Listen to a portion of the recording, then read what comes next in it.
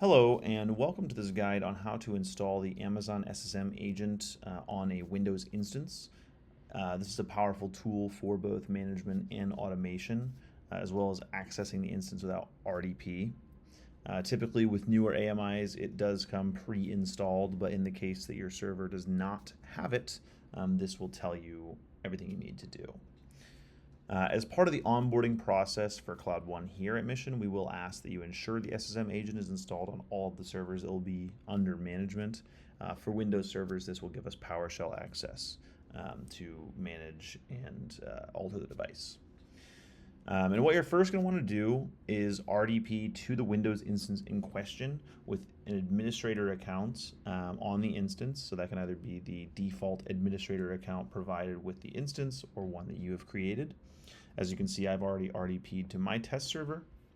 And from here, you're going to want to go ahead and open up PowerShell as an administrator. So I'm going to right click this and then click Run as Administrator.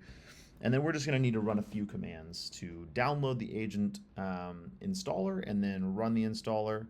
And we'll go ahead and do that now. So that's going to start off by invoking a web request, which is going to download the necessary file.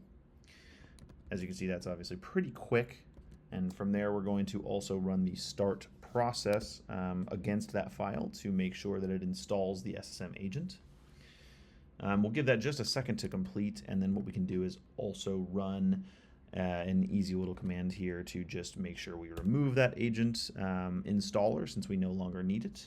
As you can see, it disappeared in the background there. And then really the last thing we're going to want to do is to restart the service and essentially make sure that it is cleanly started. So looks like it was already running, but we always want to run this just to make sure it has the cleanest start. Now it looks like we are all set. So what we can do is also open up services, which I'll just do here by running services.msc.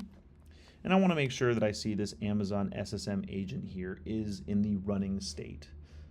So from there, we know that we are good and we know that it has been installed.